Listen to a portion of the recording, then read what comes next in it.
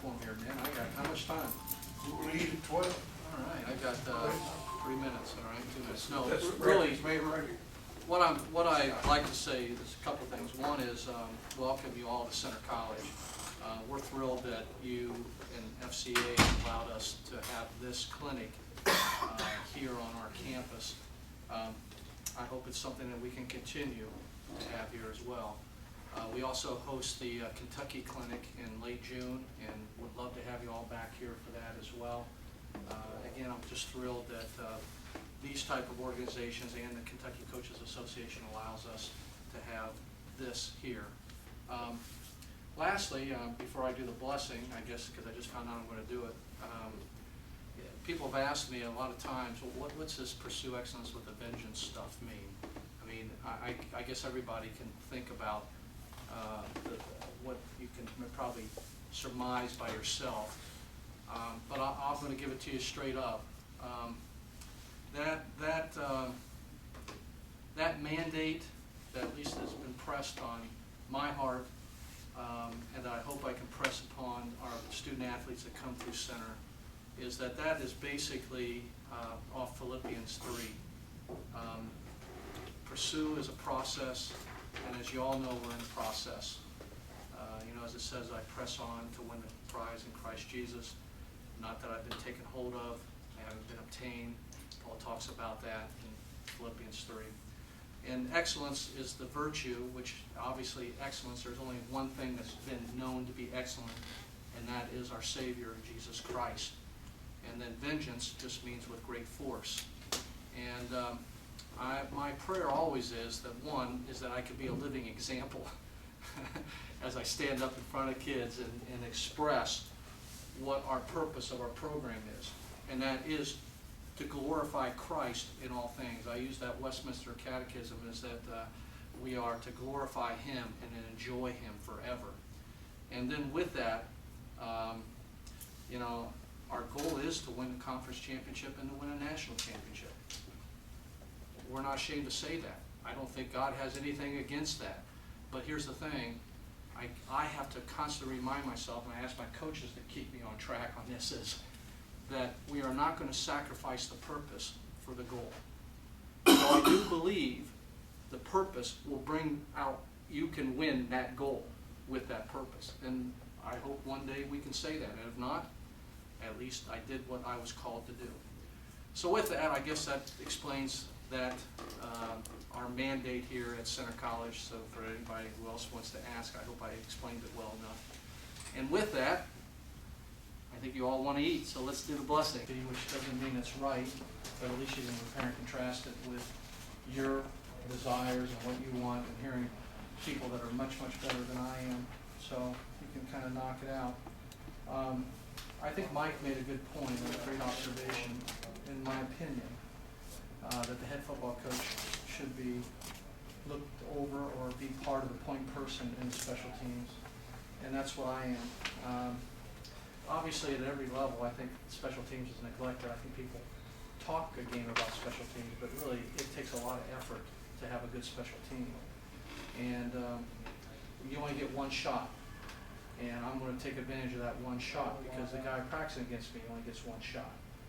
And so I'm just anal about it being done right. The techniques, the fundamentals. I'm not looking for mental errors. That's one thing I look for in kids. If there's athletic kids, I'm sure you coach some of those. But if they make mental errors, you don't want them on special teams because it changes the game. We play the best people. At least that's what we do at the Center. If he's the best, he plays, and we don't even allow our kids. If that kid's on a special team and he's a starting linebacker and he's sucking air, he sits out of play on defense. He's not taking himself out of special teams. They're not allowed to take themselves out of special teams. And that's been, now it's learned, but that was kind of a problem at one time, right when I implemented that. You know, kids, they think special team, oh, I've got it, no. And the only way we got rid of that is we just sat them down and made them sit out for 2 plays, made them go sit longer, and then they realized I better be out on special teams. You know, I think it's an advantage that you have to take that you have to win. And personnel for special teams, these are the things we select for. So this is what I do now. You guys can look at that. One, the first thing I look for is the kid coachable? Does he do things right the first time? I know you have athletes, but I'll put a kid in there that'll do things right the first time. Secondly is, I want to make sure they can execute the technique or fundamental that you teach. I'm a firm believer that football players will look at it two ways. They're either assignment driven or they're reactionary. If you get a reactionary kid, those are kids you like on defense. There are some kids that are athletic that I found, but they can't process. Like, if they do this, I'll do that. If they do that, I'll do this. But if you find a kid that's an assignment type of kid that you say, like, I'll give you an example. We had a kid that we recruited. We put him at corner because he was athletic. He was an average corner, strong, big, but you know, he was great if he had one thing. But if they did this, he had to do that. You do that. You do this. He just didn't. Well, we moved in his sophomore year to running back. By his junior, senior year, he was all conference. Why? Because he was assignment. He knew his assignment because he was athletic. He was able to make things happen. And I use that kind of example as to how you want to look at the kids when you're coaching that way. Mike? Just like those days. No, that's all right. I'll see you after practice today, Mike, all right? Yeah. As I told you, we don't substitute any of our kids. If they're on the special teams, that's the thing they do. If you notice in the background, I have the only recognition we give every week is what we call a hammer award. And I know a lot of teams do offensive top, you know, you might have I do just the special teams because that's the emphasis I want in special teams. So we don't do anything with offense and defense. But if you're the special teams player of the week, we hand them out a shirt, we give them free, they get their name up on a hammer award. If you notice in the back there, we have all the hammer awards for every game. That's how much emphasis is placed on the special teams, because I'm a firm believer we're going to win the special teams. And then hopefully the offense and defense will win theirs. And if I win 2 out of 3, I should win a football game. I mean, at least that's the way we approach it. The Hammer Award, you know, if you guys are interested in thinking of how that works, we use the hammer as our little metaphor because we want to use it as a strike. You strike hard and fast and finish the job. We talked about we never substitute our people. The guy stays in. All right. Any questions so far about that? I mean, this is kind of a pretty comfortable setting here. I mean, so far about that. Okay. Here's what also I'll throw out to you before we get into the Moses return. The first day of preseason, we do a county fair for special teams. And what happens is I put coaches at every area. What we do is the whole team goes through, other than the offensive lineman, unless we think we have an offensive lineman that has some skill. They go through a special teams county fair. For instance, one of the things we picked up at Georgia Tech was what we called a getting vertical. And they'd run 30 yards, there's a dummy, you know, here's the runner, there's a dummy, and they have to come and then tap the dummy right there, and we time them. We want to see how well their hips are when they're running downfield, like on kickoff, and we time them, and we take the top kids. Okay, now you got a chance to be on kickoff team. I mean, it's no, you know, I mean, we're looking for, we also have another in our county fair where we have a can, and we have these kids at the snap, they come off and they've got to tap some. We're just seeing how fast they can come off the edge. Now we don't do all defensive linemen or linebackers, but we'll pick 8 guys in the county fair. When that county fair is, we want you to go down there. We want to find out who's the fastest to get to that aiming point right there. You guys can do anything you want on that. That's just one thing that I think helps us in the county fairs to evaluate kids. And we're also looking, remember I told you, do they do things right the first time? You know, when we're teaching some type of technique and a kid has a little bit of problems with it, even though he's athletic, that tells me right now, I'm going to spend a lot of time teaching that kid technique, even though he might be more athletic, but he's to go, we're going to get his beat. I want the kid in special teams to be the best at the technique and the fundamental we do it. And if they can pick it up real quick, then I've got a pretty good special teams. Remember, guys, we don't get very many reps in special teams, so you got to be really deliberate in who you choose for that. We use our walkthroughs a lot in special teams during that time, during our installation, and we also use our huddle tape a lot. You know, we'll spend a lot of time on the huddle. We'll break down our special teams. Okay, what we normally do, just to give you an idea, and you guys might do it differently, so you can compare and contrast correctly, think through this. We count from left to right, and we don't go, we never count the kicker. So we just go from left to right, and that guy's a 7, he's an 8. Sometimes they stack, you know, wherever they do, and then we just tell them going in the week, 1, 2, the 4th guy's the stack guy. And I don't care where he stacks. Or we may say this, they may take this guy and they'll do this, and they'll put 4 over here. We'll just say number 4 is always stack, or number 3 is always stack. All I'm trying to do is make it as simple as I can for the kids to understand it, because you remember, you don't have a lot of reps. So we go left to right, we go 1 from 10. Okay, so it doesn't matter if you're a dart, the dart could be 5 for all I know. Now we'll also game approach that, number 5, as he's a dart, but we count from left to right, all right? And we say who we'll trap. What I'm going to show you right now is what we call Moses. It's really actually 56. When we say 5, 6, 8, 9, 3, 2, 32, that's who we're trapping. Are you guys still allowed to wedge in high school? Yeah. I don't think there's going to, it probably will be out pretty soon, I'm sure, because everything trickles down, and we're not allowed to wedge now. So we're trapping, and fortunately we've been doing it for a long time, so we really want an adjustment for us to make the transition with the NCAA rules. But I would have to guess high school, you're probably going to get out of the wedge blocking pretty soon. So it's something you may want to look into with these the trap block where you can have 2. Okay. Anyways, we call this Moses return. The reason being is we're picking it right up the middle and we're trying to part the Red Sea, and we call it Moses. And I stole it and tweaked a little bit from other people, and so believe me, whatever you hear is nothing that came from me originally. And then what we'll do is we do have 2 sideline returns, because I think you have to balance the Moses return with the sideline return, which means you got to practice 2. And I would suggest you practice 1, get really good at it, and then put your sideline return in, and then that way you get an adjustment off the Moses return. So with that, if you guys would switch to the last page.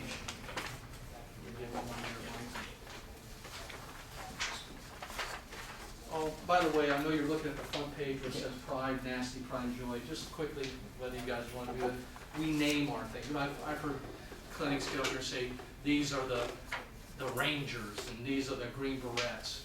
One of the things that we did was our pride, what we do is we list the most important special teams to us, and that has to do with field position. The most important is the punt.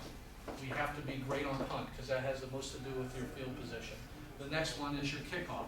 So those 2 are certainly going to be the 2 things, not that we're not de-emphasizing anything, but we got to put them in order. We call this pride. We call this nasty, because you have to be nasty to be on the kickoff. Matter of fact, our guy who's a point person, he makes up little cards and gives them something that they can put in their locker that tells them that they're nasty, and you know, they can tell their girlfriend that, you know, I'm a nasty guy, I'm really nice off the field. You know, I mean, it's just goofy little things. Color kind, you know where that goes in press, right? And then the third one is our punt return. We call that pride and joy, and that's how we break. And then the last one, which we enjoy, and we've been pretty good on our conference. Now, you know, I like to think it's coaching, but it is, and we've had some pretty good returners at our level. We call that showtime, and because we want them obviously to field position. So let's look on this back on the Moses return. Okay, you see that we have it numbered. What we teach is at this point is, and I'm going to go with the techniques and the fundamentals here pretty soon. But let me explain to you what we look for when you're putting together your kickoff return team. The front 5, which we call left tackle, left guard, center, right guard, right tackle, obviously. The things that we're looking for are guys that are athletic. I think that's the most important thing up there in the front 5. I notice in high school sometimes I see people line up linemen up in the front, and I've never quite understood that. I'm going to put athletes up in the front line because they have to, number 1, get their hands on whoever they have. And they have to be able to have hips, because they have to churn hips. We work real hard on avoiding hips on kickoff. So we got to have a guy that can get back. And we don't want the front 5 to make any attempt. Now remember, these are different yard line things because we kick off from the 30, you guys kick off from the 40. So you may have to move this up 10 yards if you're interested in this. But I'm looking for probably linebackers and running backs that we put up in the front line, the front five. And we expect them to get to their aiming point, which is back to the 35. We don't want to make any contact until we get to our landmark drop. Now, what we want them to do is make sure that they keep their eyes on, so they have to be able to flip their hips. If you notice where we ask them to do in the Moses return, they're going to come up inside, and then all we're asking at that point, when they get to their landmark, which is at 35, from the 35, we should beat them back. Now we want you to get your hands on it. Remember, you can't tackle somebody if someone's on you. It's very difficult. So if I can at least get my hands on it, and here's the big thing I've learned from hearing this is a great little coaching metaphor. Take them farther than where they want to go. Take them farther than where they want to go. And what we mean by that is if you do get your hands and that kid's pressing it, you may not be able to block him, but let him go where he's going, but just take him farther than where he wants to go. And we'll push it all the way out if we have to. And I'll show you that here on the Moses return. So again, take them farther than where they want to go. Now, if you're that good that you can come back, take the edge away as soon as I set, and I see my guy coming in, and you're that good that you can block him and just knock him over and give him the old, you bowl him over and pancake block. I mean, you're going to beat that team anyways. I mean, they're not very good. But we want at least be able to get our hands on them. Hands on them and stay with your hands with them. If you notice too, the front line, we're looking for speed and agility. And then in the back line where it says left back, right back, we're looking for, what I look for at that is, I'm looking for the kid that loves collision. He loves to collide with people.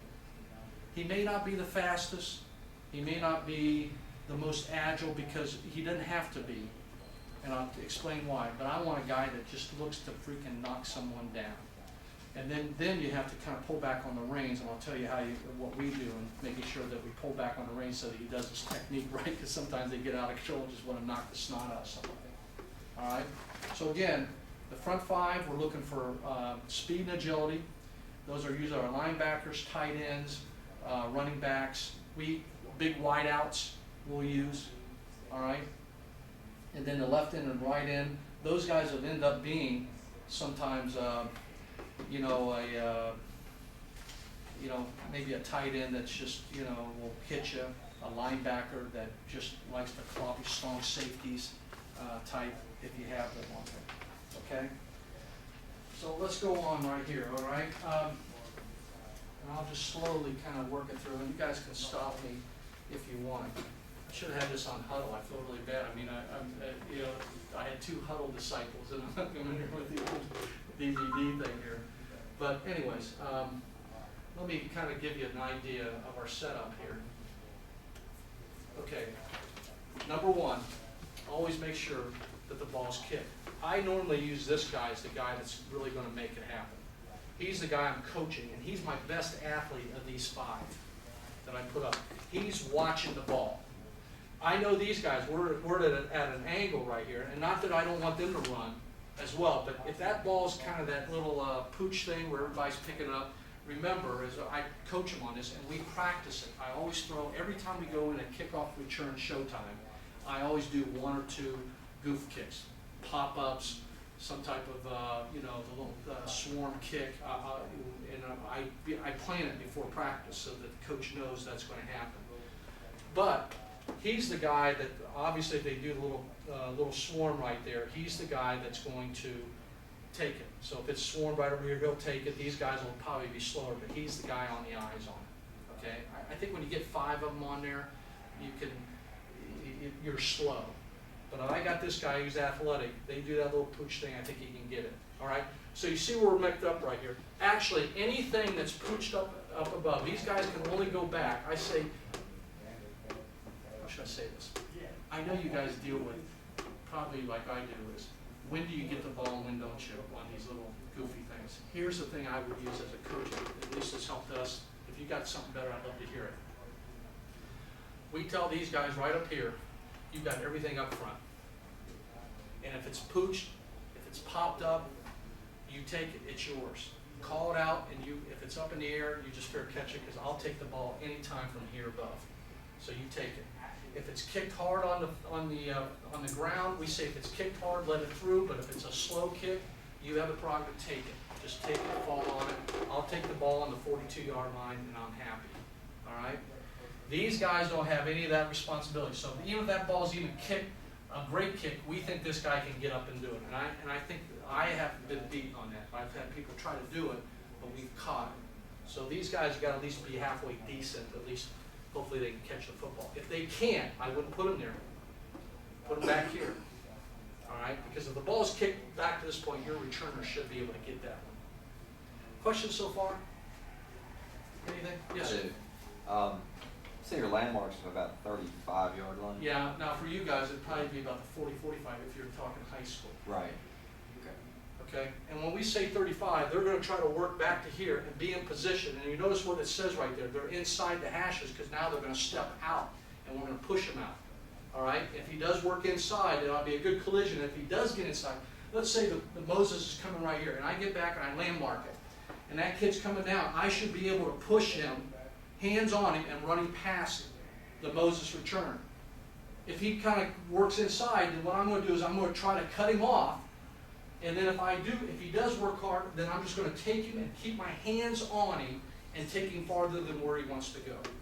That's the only thing I can coach him on. It's kind of hard to say, no, you got to flip your hips and get your face in front of him and make sure your right hand's on the right pectoral and you're driving up. It's too much. I just say, get your hands on them and ride them farther where they want to go. Good question. Anything else? All right. As you can see, we're lined up. Ball's kicked. Oh, sorry about that. See, that's the problem here.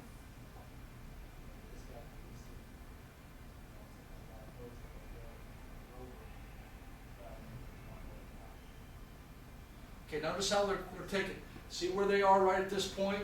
He's going to work this guy out. He's working these guys that flip their hips. Now they're going to work it. Now, can I go to the Moses return? If you look at the right end and the left end and what they're doing. Where are they set up? Here's the coaching point on this, on the Moses return. Number one, when they line up, it's the left end, the back backer. He's the one that sets the kick out. And what he does, he holds, I try to get him to hold for almost 3 seconds, because then I know it's only going to be a second and a half. But I tell him, hold. When they're holding, when they get back to the landmark, this guy right here, remember, their landmarks, they're the ones set. Don't make the ends set the landmark. He sets the landmark, the back running back. So they're going to set inside the hash or outside the hash where it says, I think a 27 and a 32. Here's the coaching point. The one setting, if I've got 6, he's setting. What's going to happen is the other guy that's coming down on the end, he is going to be on his outside hip. And what he's going to do is, can you stand? If he's setting, this guy's going to come back, and he's going to come right on here, and I have him grab the back of their thing right here, and they're right on this hip right here, and they're waiting. When he takes off, he runs with him, and he keeps this distance here. Here's the coaching point. This is where it works. His job is to, I call him, you are a missile, and you're going right over the bow. So when that guy's running down, Ray right here is going to go right across the bow of you. You're going to have to either stop, come back inside, or it's going to be a great collision. So when he's running straight down, and if Ray sees this right at this point, and that guy's on that edge right here, on this edge, right when he kind of go across my bow, if I keep going, it's going to be a great collision. And those are the ones that we call EVs and whatever. If he slows down and stops, he's got to turn. Well, that guy's on that hip right here, so now you've got him pinned. And that's exactly what you want to do, is pin him at that point. And to me, if I can get this guy to think, be a missile and fire right across the guy's bow, he's either going to you're going to get a great hit, or he's going to have to slow down and stop. And if he does, then the guy that's right here on this, here's the point is, when that guy gets off that, and now that guy can split it. If you keep him right here and just have him hold that buckler, and he's running, as soon as he hits and that guy slows down, now we've got him pressed, and now we've got him trapped. Questions about that?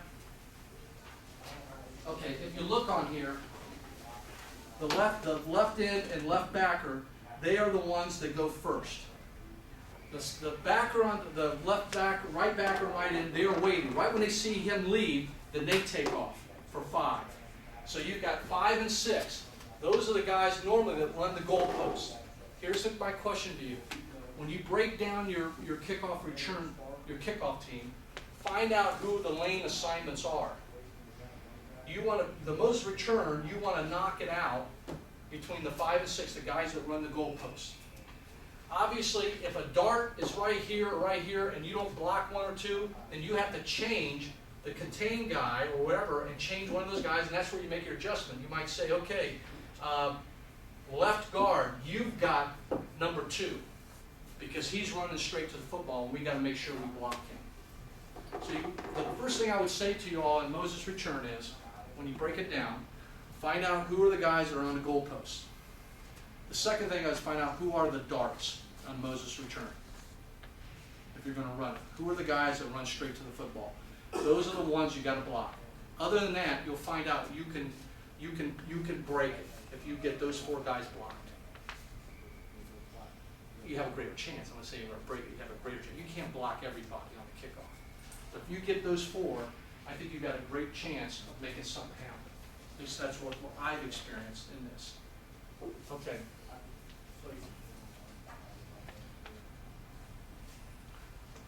Okay, notice how, I thought they went a little early, but notice how the 2 are going. Notice how they're taking it farther than what he's got. Notice right there. See how he's going across the bow and he's got him pinned. This guy's got to stop right here at this point. Now we've got him pinned. Here's the thing. This guy has to take hair off the butt of the back end guy. That's what we tell him. Running, this guy right here has got the ball. He's looking for the second thing, and then he's going to come as tight as he can. I want him to shave the butt of that left running back. Shave the butt. That's how tight I want you to come off his hip, off this block. Obviously, he's taking a lead, and he's going to take the first threat. Don't tell him to look outside. That's what they do. I've seen the lead blocker, when he comes up on Moses' return, our problem was he'd see a threat from the outside that's coming free. We're going to believe that the guy behind him is going to beat him. We can't block everybody. You got to block the first threat that comes in to the Moses return, or where we're trying to split the seed. Does that make sense? So you got to discipline that kid to keep within the scope of 5 and 6 when they're crossing. I'm looking for the first threat. If there's no threat, keep going. Keep going. Those guys, returners running downhill, and those guys are running the opposite direction and have to turn around and stop and come back to get that guy from the outside. Right, exactly. And if that guy's really good, then you're going to have to find a way to block that guy. And I'll tell you what happened when I learned that. We played the British national team in London, okay, and we ran Moses because we didn't have any film on him, but we ran it against them.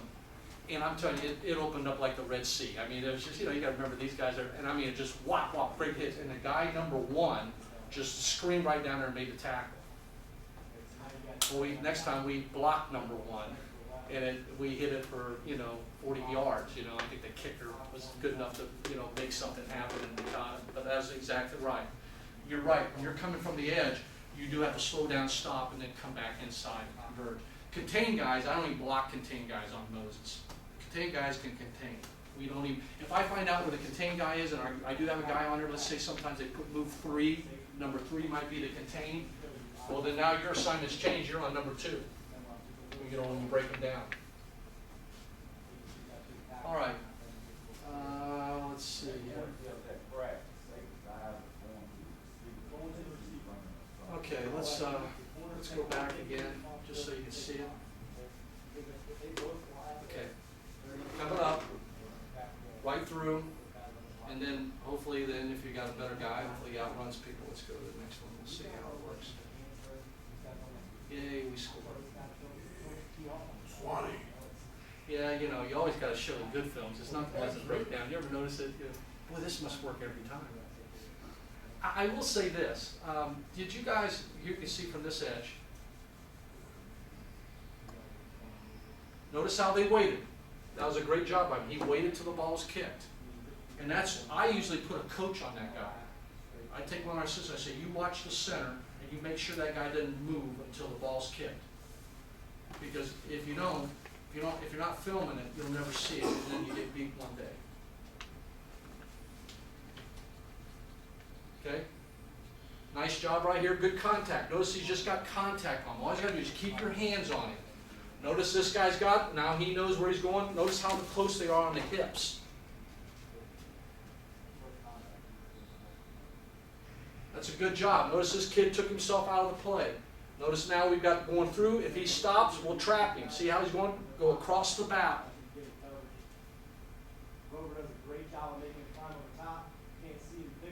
And then you got to have a kid that'll run.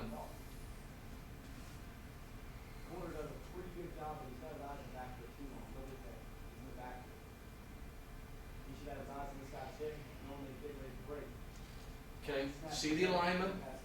Remember, these guys are the ones that are setting the trap. Don't make these guys. I learned that the first time I saw Moses return, they would have this guy run, and that guy would set up. And what happened was we were always misconglomerated. We were never at the same point where you wanted to be at the landmark. So I made these guys do the landmark. These guys make sure the ball's kicked, and if it's at a pooch, and then you get back and you stay on that hip. See how he's sitting? See how he's waiting? See how he's waiting? Remember, he goes first. He's got second. And you want to make sure that you make contact at the 35. I'm sorry. Those backers can always keep their eyes on the guy they're trying to. Yes, good point. Block.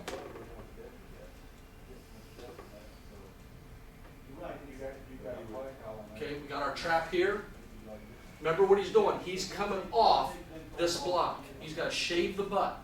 He wants to take some, what we call butt hair with him. That's how tight I want him to think. And then notice how the other running back came up through the Moses return. He didn't look inside out. He blocked that threat who ended up being the safety, which was the kicker. How does he know which pair to go on?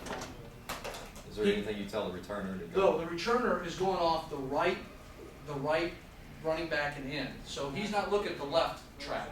So as soon as he catches it, let's go from the. That's a good question. I want to make sure you see it.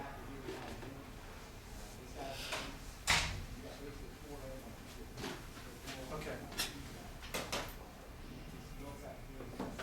He's shaving the butt of these two. He doesn't care what happens to these. He can't. Here's the other thing I would tell the returner. You can't be concerned about all the peripheral stuff that's going on. You catch, and you look for those two guys, and you've got to trust that everyone's getting their block, just like you do if you're a running back. I know that you give running backs opportunities to pick their holes. You pick your hole once you shake the butt of the right side guys. You come right off their edge, and as soon as you get past them, now I'm telling you, be an athlete. Find where the air is. Find where there's light. But you've got to get to that point first.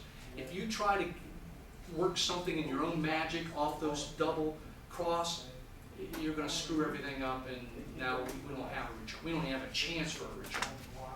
And if he's that good, I'm not running Moses. I'm going to do like sometimes when I used to watch Danville play, Nothing against Sam. Sam's a great coach, but sometimes Jeremy Britt would just catch it, run to the right. I don't think they did it. Run to the left, and then he'd cut all the way across the touchdown. I'm like, man, that was a great return. And Jeremy was just better than everybody else. If I have that, I'll do. You guys just block everybody to the left and let that kid run. Unfortunately, I haven't had that kid. Now, if you let us have that kid at Ballard, I'd let him. Coach, Tell him I'll give him an opportunity. He can do what he wants. he can do almost everything. I put him back deep on kickoffs 4 times. He fumbled 3. He never fumbles as a receiver. Wow. He just can't. That's amazing. Run straight up and get it. Yeah, the other thing, good point, Mike. It's not so much you're looking for speed in these two guys. You're looking for the guys that have kahunas, that are the kind that when they catch it, and you tell them, you shake the butt of that guy right there, that he's going to, coach, I'm going to go right for that as fast, as hard as I can, and when they hit that, then they'll let them be athletes from there, and they may not be the fastest, but I'll tell you what, it does take some kahunas to run right up in there knowing I've got to trust my two kick-out guys to make it happen. And now, if they're faster, you're gonna be better. Yeah, all of a sudden you look real good. Okay.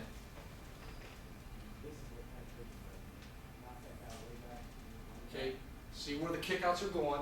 Notice 67 is chasing his guy. He's going to try, he missed him, so he's going to take him, he's going to find him and try to run him faster, take him where he's not, where he doesn't want to go.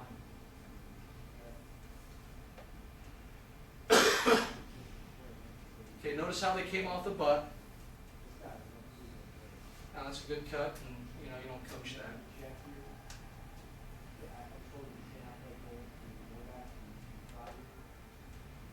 Let's look at the next one.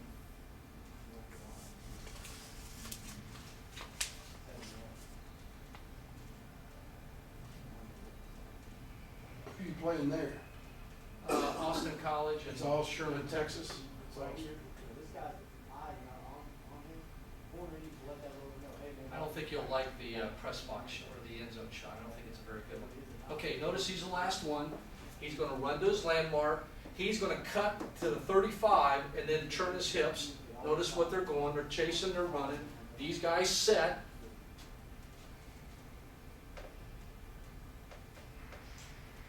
I like the fact that they're waiting. Notice where he got his hand on there. Notice where he is. He's in the position that we're talking about. He's on the outside hip, and he's going to stay tight. The problem you'll have to coach him is when these guys take off and run, the guy, if you didn't grab him, they get distance between them, and that's when the guy, when he does stop and cuts inside, you can't trap him. They split him. And you've got to make sure that they're being consistent, that they're staying this tight on the hip. Remember, he's coming off his butt. He's shaving the butt of this guy right there. This guy is. He's going right up into the Moses return.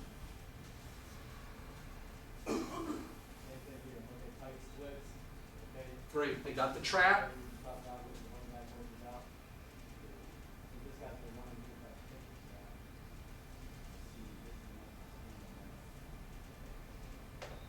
All right, Jimmy. Nice job. Yeah, I'm sorry. Their press box shot was very good.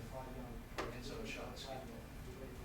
Referee's in position, and that's one thing I want to make sure we always keep them on camera.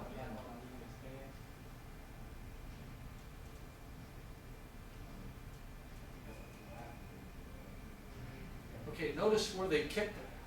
That means he's got to come off and still find that butt. I don't mind that, because basically what's going to happen, these guys are going to turn over this way. We're still going to bring it up.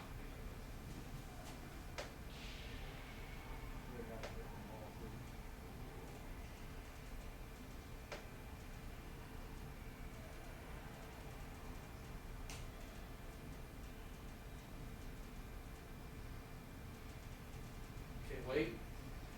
He's got to find it.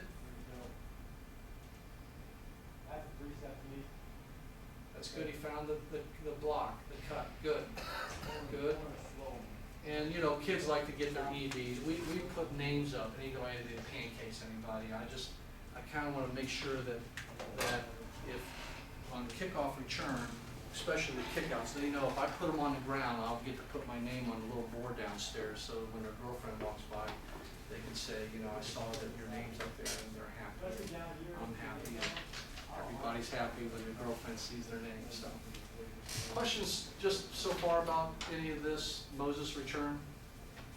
Anything? I'd be willing and interested to see what did you see that could be would be difficult in this, in coaching it. What do you do when you have the kickoff team? When they switch lanes, they Yeah. cross. Good question. Number one is hopefully you'll see that on film. I like Mike's kind of breakdown of how I noticed his questions he asked, and I have those questions myself, but I kind of am thinking about doing something similar to what you're doing with your huddle and just get it kind of in there, because basically what I'm doing, I'm writing it down, old school like, but I'm learning. But if they do cross the first time, you've got to tell the guy you got to stay on him. Then what we'll do is we'll make the adjustment if they think that's going to happen. If they cross it in the Moses return, then they're going to force me to do probably a sideline return, because then I think I can get away from that, if that makes sense. Yeah. But, you know, the nice thing about the high school is that when you guys have wedges, it really doesn't matter what they do up front, but we can't run a wedge. So, you know, that's the great thing about wedge blocks is that, you know, you can do anything you wanted up front, because if you have 4 guys back there, you're at least gonna get some push and maybe a guy that could kick it out, but we can't do that. What else? Again, let me emphasize in the Moses, the things that I think are the things you wanna make sure if you wanna use this return. One, make sure your center is your best athlete, because he has to make the block on that number 7. Or find out of the between 3 and 7 that guy's the one you're going to put him on. 2 is he has to be disciplined enough to be able to see the ball being kicked, and he takes any swarm kicks, anything after that. The second thing I would say for this Moses return to work is you have to discipline the 2 kick-out guys, and you really got to have the 2 guys that set the wall, that they count. 1001, 1002, because you notice they all really went 1001, they took off, but you got to tell them 3, because you don't want that to go too soon, because if they double those guys at the 35, it's not good.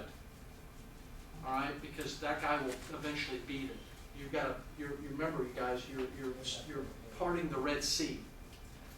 Remember too that the left side goes first. And then the right side, once he sees those people leave, then they take off. So this guy's the one that sets it. Remember, the left side's the one that sets it. They go 1001, 1002, and those guys are waiting for this guy to leave. As soon as they see him leave, then they leave. Also, the third coaching point is make sure that they grab the belt when they're on the inside hip of those guys, because remember, that guy's going across the bow. Remember, I used the coaching analogy. You're firing your missile across the bow. And if that guy wants to continue to run into the missile, blow him up. But if he slows down, that guy's right on that hip, and he's on that inside hip, and he's going that, you'll trap him. And now you've got it. And do you ever notice there's a conglomeration there? Do you notice anybody that does kind of get through, they got to kind of wade through that to make the tackle if that kid hits it. It's a great little return. I'll be honest with you, not that I'd be dishonest, Bethlehem came and they put it in like the second game of the season, and they might have had a great returner, but they had 4 touchdowns in the next 6 weeks, you know, off of Moses' return. I mean, it worked for them, and I was kind of excited to hear how it worked for them. Now, they might have had a great returner, but it sounded like that guy, they got him to really cut right off the butt cheeks of that kick out, and then it just opened up like the Red Sea for him. All right, who did you say goes first, left side or right side? The first guys that go are the left side. And they left line B, deep. left in. Yes. Okay. Now, what you guys got to do, what you need to do, Mike, is, and I think I can tell you're pretty good at this, you'll know where the balls are being kicked and how the depth is. Then you've got to set those 4 guys, your left and your running backs, you got to set them in different areas. Okay, today your landmark's going to be at the 35. It's not always 27. No, you got to remember this is college. We're Right, kicking off. yeah, but I mean, even for you, that might change. It might change because the kid's not kicking it deep enough. Yeah. You know, he's, now, I'll tell you, this kicker we got here, he'll kick it in the end zone, so we'd have to use the 27 or 25. But most people are getting it to the 5, to the 8. Well, then we may have to move it up 2 or 3 yards. You know, they're 4 yards apart though. So they're gonna go first, they're deeper. Right, And they're watching number 6, the Correct. 6 man. correct. This other side, They go as soon as the first side leaves, the left side leaves. As soon as they start seeing them come across, now they start. so are they seeing them peripheral vision? Because they got They got got to track. But remember, the guy on the hips. You have one guy going and one, okay. The 2 guys are setting, the only ones that gotta think. Here's the guy right here, he sets, this guy's right on here. He's looking, 1001, you know, and you know what they were like, I can't wait, because that's the kid that wants to whop you. And he, 1001, 1000, and then he starts taking off. And as soon as this point guy right here sees him take off, now he goes for 5, and he's gonna shoot across the bow of number 5. And if that guy's on his hip and he stops, hopefully you got him trapped. The ends are the across the bow guys. Left end and right end. No, Running back. the running backs go across the bow. They shoot the missile across the bow. And like I said, if he wants to continue to run, you So pull the him up. ends are holding on to the The ends are holding on the ends, and they only leave when they leave. They have no responsibility other than to stay on the outside hip and be right within your hip to hip. But but the worst they could be is be arm's length away, because they're holding on to the belt buckle of the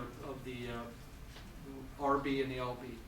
And as soon as he gets to that point, all he's doing is he's looking for that guy to stop, and then I'll trap you. How do the guys on the left know when to go? They count how long? The guy on the left, the one guy, I tell him to count to 3. Right. They usually go You're one, 1001. I do here the they are. same, yeah, Yeah, 3. 1001, 1000. I think this is what they 1001. They take off. But at least I got them holding. Then as soon as the right sees them leave. As soon as the right. Now remember, when you're saying them, it's the only people that got to think are the 2 backs. Right, The other guys are just they're like a train. They're just hitched to the the caboose. They're hitched. They're just going to go when they go.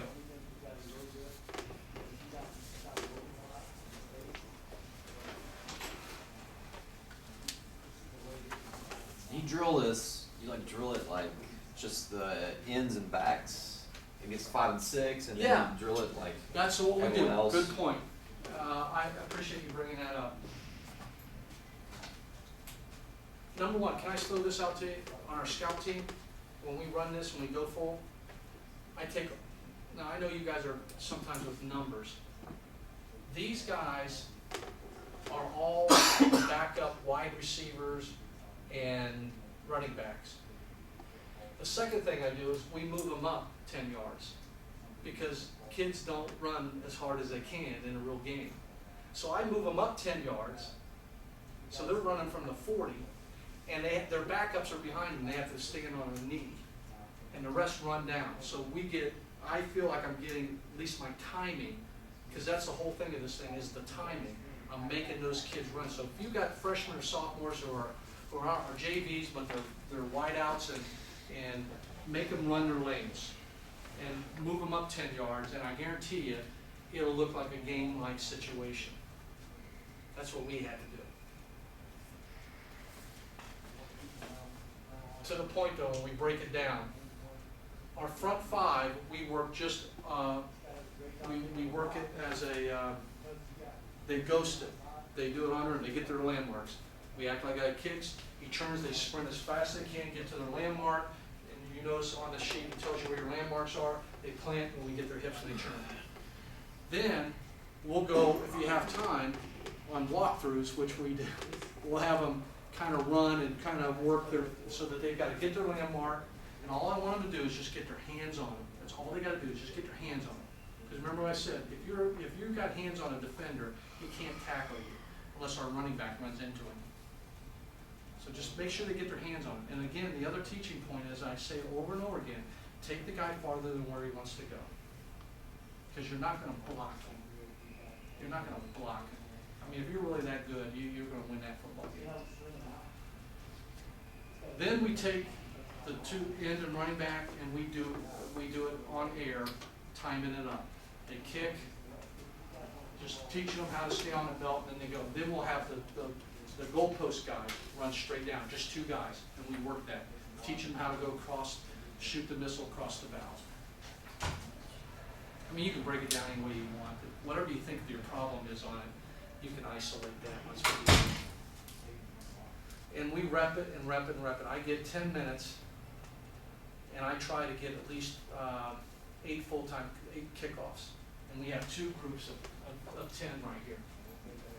And they're on a knee on the back, and that guy, and sometimes you can use larger kids because they're already 10 yards up, and all we're asking to do, you run as fast as you can. Now, we don't go live, but we tell the guys 5 and 6, when they come across your bow, stop, because that's where the hits are really bad. I mean, we usually get what I call EVs, that's where we get big hits.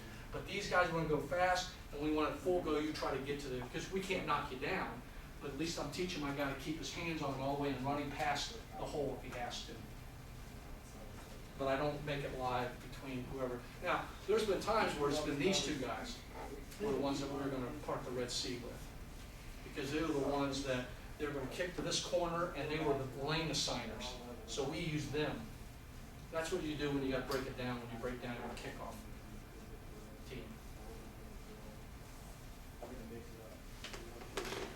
Any other questions? Great questions. Makes me you kind of reiterate what I'm doing too, it helps me coach. And then I would have a sideline return, or have a wedge return with it. I mean, that one's easy. At least now now their kickoff team has to be top two. What do you do with your sideline return? Pardon me?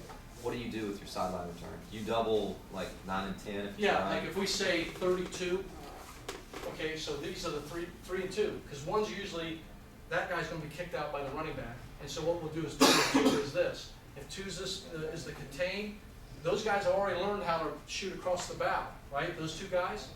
So that guy shoots across the bow, and then we have the tackle in do 3. Then they kick out 3 and 2. And the same thing. These 2 guys come across, that guy's gonna shave the butt. If one comes inside, it'll be blocked by the running back. You mean the right end, if it's left sideline return, you got the right end and right back doing the trap on number 2, Yeah. and then 3 would be the end, left what we call tackle and guard. left end. Yeah, but they come number this 3. way, and they kick him out. And then these guys right here at this end, they kick him out. The backside guy is what we call a polish up. He takes anything leaking through. I can give you that breakdown if you guys are interested in it. Okay, I'll give it to you. I've got a sheet on it. Let me run it off for you. You know, we probably have a little more time than you do, so we put Moses in first, then we have a 32, and we have an 89, so we can go right in. What teams are trying to do is they're trying to get coffin corner kicks, you know? And that's where I like the coffin corner kick, because I like to bring it back this way up through the Moses return. I love that. I know you showed one example of, it wasn't exactly a coffin corner, but an off-center type kick, and it was successful. But overall, does that throw the timing off a little more, or is it just as successful if it's not a center? I think if you could time these guys up like I told you, that guy's gotta come up across. But here's the thing is, if they are kicking corners, and you know there are, you may wanna then, don't move it to 5 and 6, move it to 4 and 5. Just shift it over. Yeah, shift over, and that's where the Moses return, that's where you're gonna park the sea right through there. Or, you do a sideline return, because that's a shorter distance. You do your 32. Now they're gonna try to coffin kick it, and if you got a really fast kid, we did this one year, I had a really fast kid. They kicked this side and we hit 89, because this guy was able to outrun the coverage right here and get to that kick out on 89. But you gotta have a really fast kid. Schools that I was at previously, we only did sideline. Because we always felt that we had the guys that could just outrun. Say if we ran left sideline return, we didn't worry about 9 and 10, but sometimes we didn't worry about 8, 9, and 10. Yeah. Because we knew we could just outrun those guys. That's right. And that's Wouldn't work. smart. Yeah, you know, when you're doing the kickoff, you can figure out who are the good kids and who are the bad kids. Right. But one thing, as I said to you, I think the most important thing, I think, is 1, find out who has the lane assignments down the goalpost. 2, find out who the darts are. And then I never block the contained people in Moses return, and I don't block the safeties. And that's 4 guys that you don't have to block. Because usually teams have 2 safeties now. So now you're only blocking 6 guys, and you got enough to block all 6. And if the safeties do make the tackle, where are they going to make I'm the tackle? happy, yeah. 50-yard line? That's right. Yeah. And now we're 10 yards from 4 down territory. Anything else? Oh, Just thank try to you. get coach set up, we want to do a flash drive. Yeah, you can do this. When Tony comes, Tony, I'll get Tony Joe going. yeah, he'll set you up. You guys,